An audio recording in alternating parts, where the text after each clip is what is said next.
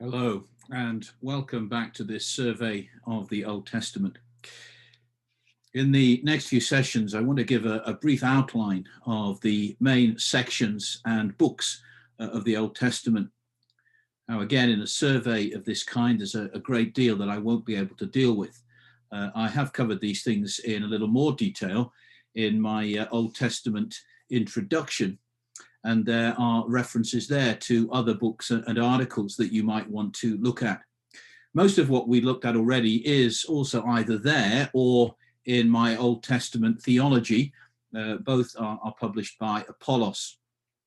Okay, so that's enough of a plug. I do hope, though, that what we can look at in these sessions will give at least an overview of the main issues. Now, in the first of these sessions, I want to focus on the Pentateuch and the former prophets. We'll begin with the Pentateuch, which in the Hebrew Bible is referred to as Torah, the Hebrew word for law. Now, the Pentateuch, as we've already seen, comprises the first 5 books of the Old Testament: Genesis, Exodus, Leviticus, Numbers, and Deuteronomy. As the name Torah suggests, it includes substantial legal sections which relate to the social, personal, and religious well-being of the nation. Now, this legal material is set within a narrative telling the story from the creation of the world to the point where the people are ready to enter and take possession of the promised land. There are also links with other ancient Near Eastern literature, including creation and flood stories. Now, it's the traditional view that the Pentateuch was written by Moses around about the time of the Exodus. And there are certainly clear links with Moses. There are references to Moses receiving revelation from God. The Old Testament also refers frequently to the law of Moses. And the law is associated with Moses too in the New Testament. A more common view these days, though, is that it was written later than the time of Moses. And it may not have been set out in the way that we have it until the Babylonian exile. The exile was a formative time in Israel's history as the people tried to come to terms with the loss of the temple and the land and what that meant for their relationship with God. However, whilst the crisis of the exile may have led to key theological ideas being set out more clearly, and on balance, that is the view that I take, it seems likely too that many of those ideas were already present much earlier and would have been passed on either in writing or by word of mouth. And it's certainly possible that some go back to Moses. Now, the Pentateuch begins with what is often referred to as the primeval history in Genesis 1 to 11. Now, there is considerable debate about these chapters. Did God literally create the heavens and the earth in 6 days? Were Adam and Eve real figures? Was there really a universal flood? Some argue that there is no reason to take this as anything other than a literal account of what happened. And certainly it is true that God could have created the world in 6 days. There are, though, a few problems, such as where Cain's wife came from, and the very high ages, particularly of those who lived before the flood, where average life expectancy seems to have been in excess of 900 years. Others suggest that Genesis 1 to 11 is perhaps not historical. It uses language similar to what we find in other ancient Near Eastern accounts, particularly those relating to the creation and to a flood. And it's intended to give a theological explanation of the way things are. The emphasis is more on global issues, including the sovereignty of God as creator, the significance of human beings, male and female, and their place within creation. These chapters also include fundamental issues that affect human life: sin, death, marriage, conflict within families, conflict between nations, human development, the origin of different languages. These chapters also introduce key peoples and places that will play a part in the story later. The fall in Genesis 3 points to universal sin, and it explains the idea that is widespread in the Old Testament, that things are not as they should be. Now, in my view, it is better to focus on the theological significance of these chapters rather than become caught up in arguments about whether they should be understood literally or not. Now, in the opening chapters of this section, we see the creation of the heavens and the earth, including the creation of human beings and God's verdict on his finished work. God saw that all that he had made, and it was very good. Human beings, though, were not satisfied with their lot. They wanted to be like God. They wanted to take control of their own lives. And so in Genesis 3, we have the fall and their expulsion from the Garden of Eden. There is then a further decline into sin, culminating in the flood and God's decision to wipe out all flesh, except for Noah and his family and the birds and animals that were kept safe in the ark. With Noah, there is a new start. Though after the flood, the decline into sin continues, leading to the Tower of Babel, where human beings build a tower in an attempt to reach God and to control God.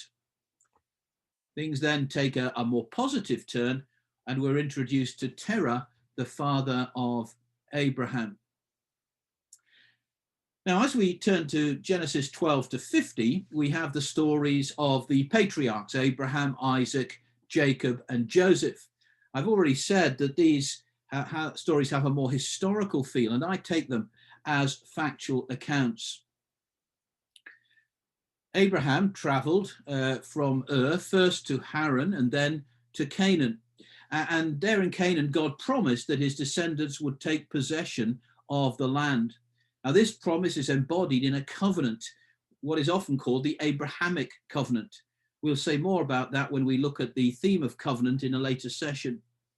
The idea of descendants at first seemed impossible, especially as Abraham and his wife Sarah became older.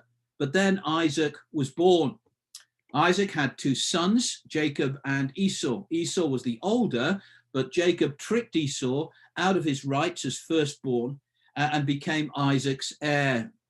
He was then renamed Israel, and his sons were the heads of what became the 12 tribes of Israel. The story of Jacob then continues with his then favorite son Joseph being sold as a slave by his brothers and taken to Egypt. There, Joseph rose to prominence, became second in command to Pharaoh, the king in Egypt. And Genesis ends with Jacob's family joining Joseph in Egypt. And that's where Exodus picks things up. We see the oppression of Jacob's descendants by the Egyptians, who became afraid of them. We see there too the call of Moses, the plagues that eventually persuaded Pharaoh to let the people go, the first Passover, deliverance at the Red Sea, the miraculous provision on the journey. Exodus 19:1 through to Numbers 1:10 describes Israel at Mount Sinai, where God made a covenant with them and took them as his own special people. He gave them the 10 Commandments and more detailed instructions for worship and for their life together. They also built the tabernacle, symbolizing God's presence among them. And when the tabernacle was completed, it was filled with the glory of God. The instructions given at Sinai continue in the book of Leviticus. These include instructions for sacrifices, the appointment of Aaron as Israel's first high priest and his family, his sons, as priests. There are food and purification laws and the holiness code, which we've mentioned already, which also includes instructions for key festivals. The book of Numbers begins with a census or a numbering of the people. That's where the name Numbers comes from, while they were still at Sinai. Now, the list of 12 tribes there does not include Levi. They were from the tribe from which the priests came, and they were set apart from the others. But to keep the number at 12, Joseph was replaced by tribes named after his two sons, Ephraim and Manasseh. The first chapters of Numbers then continue with regulations about the role of priests and Levites. Now in Numbers 10:11, we read that the people set out from Sinai and their journey continues to the end of the book of Deuteronomy, where they are camped just outside the promised land. Now when they first arrived at Canaan between 1 and 2 years after leaving Egypt, they sent spies to explore the land. And it certainly was a good land, but the inhabitants were strong. And with the exception of Caleb and Joshua, the people were afraid and they refused to go in. Now that resulted in continued wandering for another 38 years until that generation had died. In Numbers 26, there is a second census, and that marks a turning point and the rise of a new generation that can make the final stage of the journey. Now in Deuteronomy, the people have reached the plains of Moab, which is to the east of the River Jordan, and they are preparing to enter the promised land, which is on the other side of the river. Moses won't be going with them.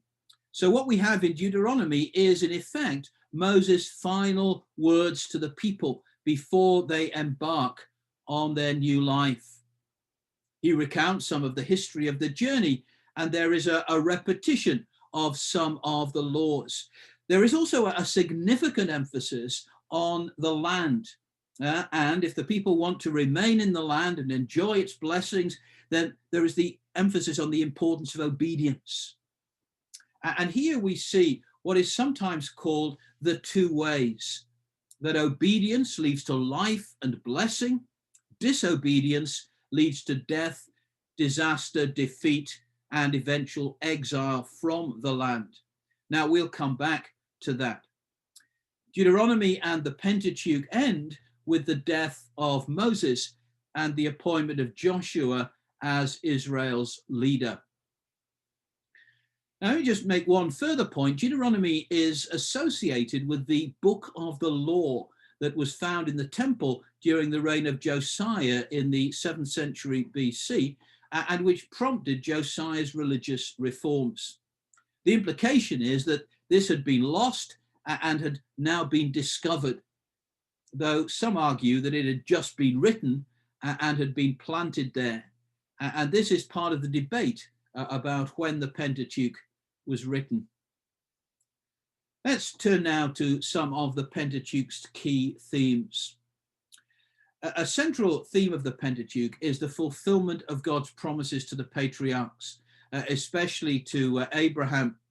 God made a covenant with Abraham. He promised Abraham that he would become a great nation, that he and his descendants would know God and would be given possession of the land. And although the people are not yet in Canaan, those promises are close to fulfillment. Now, some argue that the book of Joshua should be linked with the Pentateuch because that goes on to include the possession of the land. The fulfillment of the promises to the patriarchs is clearly an important theme here, but it doesn't cover the whole of the Pentateuch. What do we do with the first 11 chapters? Now, I've already hinted that Genesis 1 to 11 does hold another key theme, that God's good creation was spoilt by human sin. And we see that decline culminating first in the flood and then in the Tower of Babel. Now, let me elaborate on that for a moment. Now, in the beginning, we're told, the earth was formless and empty. The Hebrew term is tohu vabohu. In particular, it is covered with water, described as the deep. Now, I usually refer to this pre-creation situation as chaos. Now, that may not be the best word, and some don't care much for it, but I can't think of a better one. In his act of creation, God transformed that watery chaos into something very good. But then we have the fall. And when we look especially at the flood, we see how human sin has allowed the waters of chaos to return. It's a kind of uncreation, going back to something like the way things were before they were transformed by God. Not quite the same, but we see again waters covering the earth. Now, following the flood, the waters were dried up, and this may be viewed as a kind of recreation. God did not give up on his world, and he preserved Noah and the people and animals and birds with him in the ark. And after the flood, God renewed his commitment to the world and made a covenant with Noah and with his descendants and with every living creature. It was a new beginning, but things were not back to the way they were, and the decline into sin continues. Now, the story of Abraham from Genesis 12 onwards points to the way back. And the promise in Genesis 12:3 that through Abraham, all people on earth will be blessed, points again to God's commitment and that his purpose includes the whole world. Now, if God's interest is in the whole world, the fulfillment of the promise to the patriarchs is then only part of the story. It is a means to an end. God chose Abraham and through him the nation of Israel in the Old Testament to be a blessing to the whole of creation and to the means through which the created order was restored to what it was meant to be. Now we see this too in Exodus 19 verses 5 and 6, where God's people are chosen as his treasured possession so that they may serve him as a kingdom of priests. Now the priest in Israel was an intermediary. He represented the people before God and God before the people. Now Israel too was called to be an intermediary between God and the whole earth, which also belongs to him.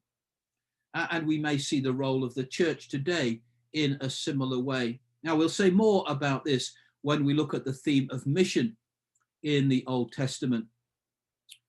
But let's turn now to the former prophets. This section of the Hebrew Bible comprises the books of Joshua, Judges, Samuel, and Kings. And these tell the story of Israel from the entry into Canaan under Joshua to the Babylonian exile. Now, we've already noted some of the historical details. When the Babylonians finally destroyed Jerusalem and the temple, many would have asked the question, how could God let this happen?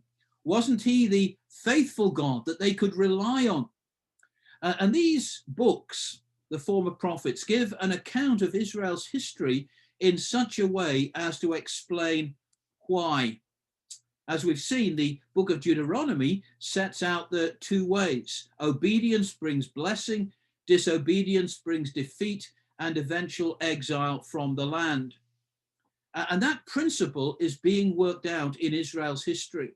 And the answer to the question, why did God let it happen, is that this was just what they had been warned about. God was not being unfaithful, just the opposite. He was being entirely faithful to his word. Now, this principle is evident, for example, in what happened at Jericho and at the next city that the Israelites came to, Ai. Obedience resulted in an unexpected victory at Jericho. Disobedience led to an equally unexpected defeat at Ai. The principle also runs right through the book of Judges, and we'll come to that in a moment. Josiah, one of Judah's best kings, is described as one who turned to the Lord with all his heart and with all his soul and with all his strength in accordance with the law of Moses. And that may have offered brief hope. But after his death, the people did not follow in his ways, and so they went into exile. So let's look at an outline of the former prophets. The book of Joshua describes the conquest of the land. It begins with Joshua's call to the unenviable task of taking over from Moses. He took them across the Jordan on dry ground through a miracle that would have reminded him and the people of Moses leading the people across the Red Sea, which was also on dry ground. Following that, they celebrated the Passover, and for the first time, they ate the fruit of their new land. As they pressed on into the land, next came the remarkable victory at Jericho, as we have seen, and following that, the equally surprising defeat at Ai. Now, much of the rest of the book of Joshua describes victories over the inhabitants of Canaan, though there are frequent reminders that there is still more to do. So, for example, following the defeat of Canaanite kings in Joshua 10 to 12, we're told that even when Joshua was still old, there was still large areas of land to be taken over. And when the land is allocated to the tribes, some found it difficult to dislodge all of the inhabitants. The book ends with Joshua's farewell. Now, this includes his challenge to the people: choose for yourselves this day whom you will serve, and a renewal of the covenant. Now, the book of Judges is set during the early days of the settlement after the death of Joshua and his fellow elders. And there appears there to be a real crisis of leadership. Without good leaders, the people turned from God, and in accordance with the 2 ways in Deuteronomy, they experienced defeat by their enemies. When they cried out to God, he then sent them a leader who delivered them from their enemies. These were called judges because they had a judicial as well as a military role. During the lifetime of the judge, the people worshipped God, but when the judge died, they turned away again, and the cycle repeated. The books of Samuel begin with Samuel's birth, his dedication, and his call. Now, the setting here is the continued threat from the Philistines. Samuel achieved some success against the Philistines, and it may be that as he grew old, the people wanted another national figure to lead them as he had done. And so they asked for a king. Now, up to this point, God had been seen as their king, and looking for a more prominent human leader was viewed as a rejection of God's leadership. Even so, God gave them what they asked for, and the monarchy was instituted with Saul as Israel's first king. Now, Saul achieved some victories, but he was ultimately rejected because of his disobedience. Now, this led to David being anointed. His famous encounter with Goliath brought him into the spotlight, and it led to conflict between him and Saul. 1 Samuel ends with Saul's death, and 2 Samuel deals mainly with David. First, he is anointed as king over Judah, his own tribe, and this then leads to fighting with Saul's house, which was still in control in the north. David was then recognized by the northern tribes as well, and he became king over all Israel. David captured Jerusalem from the Jebusites, and he made it his capital. He also brought the Ark of the Covenant there, and in that way made Jerusalem the political and the religious center of Israel. Now, God promised David that through him, he would establish a royal dynasty which would never end. And that points to the coming Messiah, who is closely linked with David. We'll say more about that when we look at future hope in the Old Testament. Now, David also defeated neighboring peoples, and he established a significant empire. Now, beginning of 1 Kings describes the death of David, and after a brief power struggle, the accession of Solomon as king. Now, Solomon is noted for several things. At the outset of his reign, he asked God for wisdom, and he became internationally famous for his wisdom, though there were points in his reign where his actions don't appear to have been very wise. Solomon also built and dedicated the temple in Jerusalem. And when that happened, we're told that just as with the tabernacle in Moses' day, the glory of God filled the temple. Solomon was also noted for his great wealth. Less commendable was the number of his wives. One of the things we see in the Old Testament is that polygamy was fairly common. Jacob had 2 wives, Leah and Rachel.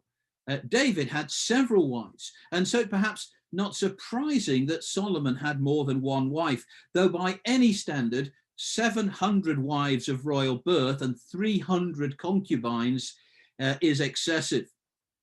A concubine, just to explain, did not have the same legal status as a wife, though their rights were nevertheless protected in the law, and their children could inherit alongside the children of official wives.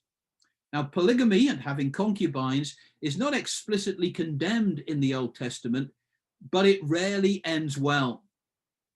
In the case of David, it led to conflict between half-siblings and problems with the succession. With Solomon, his foreign wives worshipped other gods, and he worshipped with them. And this turned him away from God. And that is given as the reason for the division of the kingdom after his death. Solomon was succeeded by Rehoboam. At that time, the northern tribes felt aggrieved at the way they had been treated under Solomon, and so they sent a delegation to Rehoboam to ask for better treatment. He refused to listen, and as a result, the northern tribes separated and were ruled over by Jeroboam. As we've seen, the northern tribes were known as Israel or Ephraim, after the name of the largest northern tribe. Judah in the south remained loyal to David's house. Now, the rest of the book of Kings takes us from the division of the kingdom to the Babylonian exile. Key points in this narrative are the ministry of the prophets Elijah and Elisha. Elijah is perhaps best known for his contest with the prophets of Baal on Mount Carmel during the reign of Ahab. This highlights the growing problem of Baal worship in Israel. And this was a factor in the fall of Samaria and of the northern kingdom to the Assyrians, in line again with the 2 ways in Deuteronomy. In Judah, some of the notable points include the reign of Hezekiah. As we have already noted, he was one of Judah's better kings, and during his reign we see the Assyrian invasion and the miraculous deliverance of Jerusalem. Now, that deliverance depended on putting his trust in God. But when he took pride in his own achievements, in particular showing envoys from Babylon around his capital and taking a real pride in what he had to show them, there is a warning about the coming exile. Hezekiah was succeeded by Manasseh, one of Judah's better kings. Hezekiah replaced by arguably the worst, Manasseh, and the blame for the coming exile is laid firmly at Manasseh's door. Another of Judah's better kings, as we have again already seen, was Josiah. He carried out extensive religious reforms, prompted to some extent at least by the discovery of the law book, which is usually identified with the book of Deuteronomy in the temple. The former prophets end with the fall of Jerusalem, followed by a slightly more positive postscript describing Jehoiakim, Israel, Judah's last king, being released from prison. Now, as we turn to the themes of the former prophets, we've already noted that one key theme is linked to providing an explanation for the exile. Another is God's continuing patience based on his promises to David. When God might have brought an earlier judgment on the people, he held back. And that is also one of the reasons given for the deliverance of Jerusalem from the Assyrians under Sennacherib. I will defend this city and save it for my sake, and for the sake of David, my servant. After the release of Jehoiakim in 2 Kings 25, 27 to 30, we see another suggestion that the exile is not the end of the story, and it offers a glimmer of hope of the eventual restoration of David's line. This promise that David's throne shall be established forever, as I've said, provides the basis for the hope of a Messiah from the line of David. Now, after the division of the kingdom, people from the north still went to worship in Jerusalem. Jeroboam was worried that they might be tempted to turn back to Rehoboam, so he set up 2 shrines of his own, one in the south of Israel at Bethel and one in the far north at Dan. In those shrines, he placed golden calves, like the golden calf that the people had worshipped in the desert. Now, some think that these calves might have been intended as pedestals for God rather than gods themselves, much as the Ark of the Covenant was. God appeared over the Ark of the Covenant. They didn't worship the Ark itself. The problem for Jeroboam was, though, that the Canaanite god Baal was depicted as a bull. And whatever his original intentions, it wasn't long before these shrines, particularly the one at Bethel, were associated with Baal worship. And by setting up these idols, Jeroboam led Israel to sin. And that became his epitaph and is frequently mentioned through the book of Kings. Kings of Israel are often judged because they walked in the ways of Jeroboam. In Judah, the more positive model of kingship is David, and kings there are judged according to whether or not they walked in the ways of David. Another important theme in these books is the importance of prophets who hold the kings of Israel and Judah accountable. We see this, for example, in the relationship between Samuel and Saul, between Nathan and David, and between Elijah and Ahab.